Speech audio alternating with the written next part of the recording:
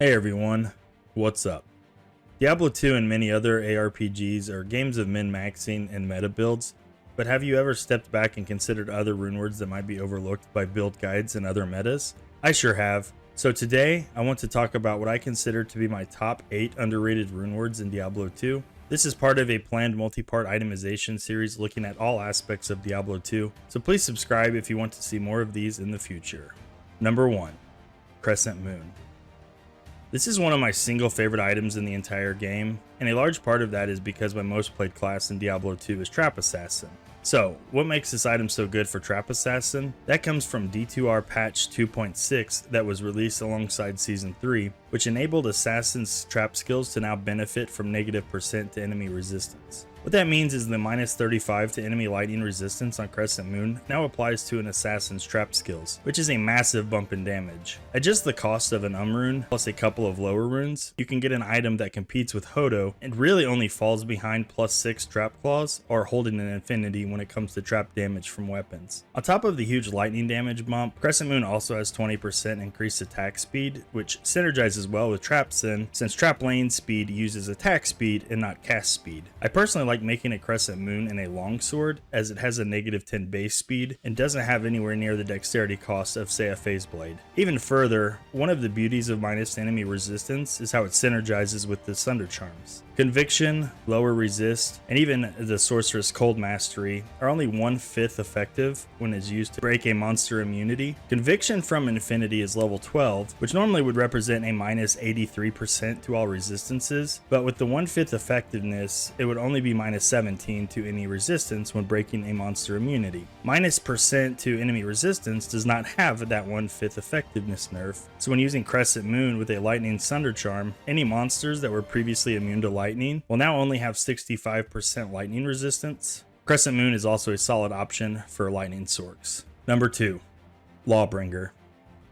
Lawbringer is an item that has become an absolute staple for me for any barbarian build I play, and at the cost of only a limb and co-rune, is an offhand weapon I actually prefer over the most expensive runeword in the game to make, Last Wish. Lawbringer actually has several affixes on it that make it desirable for a melee character, with the big ones being the Decrepify on striking, Sanctuary Aura when equipped, and Slain Monsters Rest in Peace. First, starting with Decrepify on hit since it is the most valuable affix on this item. Decrepify halves an enemy's attack and movement speed, their damage, and their physical resistances. So not only is it a great form of crowd control, but it also reduces their damage by a ton and reduces their physical resistances to your melee attacks, which will greatly improve your melee damage. Unlike Conviction and lower resist, Decrepify will break all physical immunities, meaning a physical sunder is not even needed. Second, Lawbringer grants Sanctuary Aura, which passively deals damage and knockback to undead enemies. This is great and all, but the real beauty is that it completely removes all physical resistances and immunities for any undead monsters, meaning that they have 0% physical resistance and are a breeze to kill. Finally, the Slain Monsters Rest in Peace mod prevents the corpses of any slain monsters from being resurrected or being used in any corpse-based skills such as Corpse Explosion, meaning your Neelathak runs will be even safer.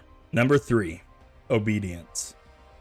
Obedience is a runeword that gets overlooked since it is a polearm based runeword, and we all know that Insight and Infinity are king, but for the rune cost, Obedience is incredibly strong. For the price point of making the runeword with the highest rune required being a foul rune, the damage output possibilities on this item for an Act 2 merc is crazy. First, Obedience has a flat 370% enhanced damage mod, which is very high, and the best part of that is it's not variable. This means there's actually a decent chance it could have a higher enhanced damage roll than even the Breath of the Dying runeword, which has a range roll of 350% to 400% ED. With this 370% static roll, if a plain Eth Thresher is used as the base, the tooltip damage will be 84 to 991. On top of the enhanced damage, even more damage is easily added, as there is a 30% chance to cast Enchant when an enemy is killed. This adds a good amount of fire damage on top of the already high physical damage, and even synergizes well with the -25% to enemy fire resist affix on the item. There are even a couple more useful melee affixes, including Crushing Blow and -% target defense, and even has a couple of nice defensive mods, plus to all resistances and faster hit recovery. The cherry on top is it requires a 5-socket polearm, so you don't have to worry about it competing with the good 4-socket polearms like Infinity, Insight, or even Pride.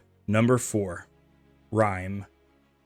Another item I find myself frequently using during league starts or single player playthroughs is the Rhyme Shield. As I mentioned at the beginning of the video, my most played character is Trap Assassin, and this shield is always my go-to before Spirit. Requiring only a Shale and an Eth rune, the shield is extremely affordable, and having one before leaving normal difficulty is certainly possible. The big affix on this shield is the Cannot Be Frozen mod, which can be difficult to find early on in the game. This is a must for trap sins since laying traps use attack speed. It's also great on other melee characters and is something I also enjoy using on Berserk Barbarians. On top of the Cannot Be Frozen mod, you get the always helpful plus 25 to all resistances, with shields usually being a common gear piece to address resistance problems. Finally, the item has nice bumps to Gold Find and Magic Find, which are also crucial for league starts or single player character playthroughs. Outside of using Ist runes, Rhyme has the highest Magic Find attribute of any shield in the game.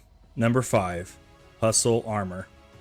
Patch 2.6 is most remembered for the introduction of the overpowered Mosaic runeword, but there was another runeword introduced that I find myself using more and more, and that is the Hustle. Hustle actually has two different versions, with one that can be made in a body armor and one that can be made in a weapon. For the sake of this list, I will be discussing the body armor version. Costing only a co-rune plus 2 lower runes, this is a body armor that can sometimes be acquired in Nightmare difficulty, and certainly Act 1 Hell with a few Countess runs. Fitting the name well, the primary affixes on this item are the massive 65% faster run walk mod and the 40% increased attack speed mod. Once again, this is an item that is very good for trap sins, as you have the ability to use Fade instead of Burst of Speed for massive increased survivability for hardcore players, or if you're feeling frisky, can be synergized with Burst of Speed to make your assassin run like a charged paladin. The increased attack speed on this item is also massive for trap sins and melee characters, and rivals the attack speed mod from Treachery.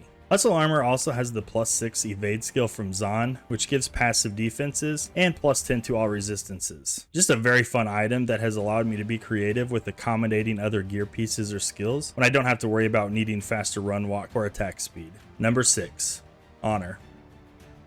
Anyone who has ever played a melee character knows how difficult it can be to scale your damage when you start getting into Nightmare and certainly into Hell, unless you are fortunate enough to find one of the good mid-game unique weapons. This is where the Honor comes in, as it's really one of the few cheap mid-game melee options that isn't complete garbage. All caster builds have the luxury of making an overpowered Spirit Sword in late normal or early Nightmare difficulty, but melee characters don't have that luxury. With the highest rune required for this item being a Soul rune, it will be available pretty early on. While the enhanced damage is decent at 160%, it's not as high as most would like, but it does have some solid additional affixes that help offset that. Another huge disadvantage that melee characters face early on is attack rating, and the plus 250 to attack rating on this weapon is very helpful. This weapon also includes 25% to Deadly Strike, which does double damage on hit, and is helpful in offsetting the enhanced damage on the weapon. Finally, a few other nice affixes include the plus 1 to all skills, 7% to life leech, and plus 10 to strength. If you're a melee character struggling with the mid part of the game, I suggest giving Honor a shot.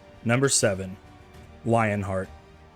This is a solid all-around budget body armor for mid-level characters, and is an item that is very versatile in addressing several possible issues you may encounter on a newer character. The biggest thing going for this armor is the big stat bumps to all 4 attributes that can be difficult to find on other items. On top of the increase to life coming from the plus 22 vitality, this armor also has a flat plus 50 to life affix, which is very helpful in getting that extra life. This armor also has the always desired plus 30 to all resistances, which is helpful in held difficulty. If you can afford to give up the extra resistances, I personally find this armor to be superior to the Smoke runeword. Finally, while nowhere near Fortitude, this is one of the few body armors in the game that offers enhanced damage to help out various melee builds. At the cost of only a Lum, Foul, and Hell rune, this is an often overlooked item that I think you should give a try if you need stats, all res, life, or a combination of all of the above. Number 8. Prudence.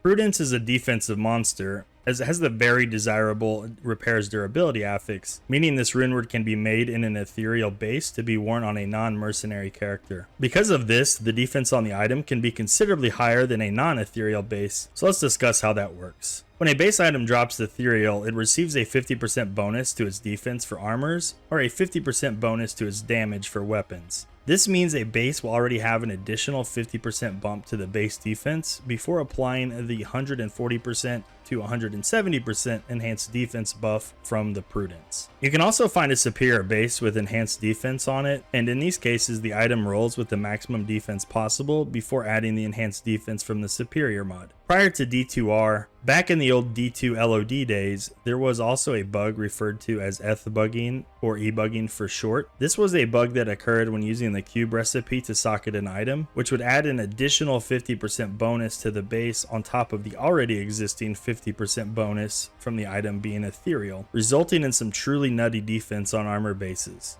For example, in D2 LOD, an e-bugged ethereal sacred armor with a perfect 170% enhanced defense roll from the Prudence runeword would result in 3,645 defense. On top of the massive defense possible on this item, it also has the always desirable 25 to 35 all resistances. So, what do you think?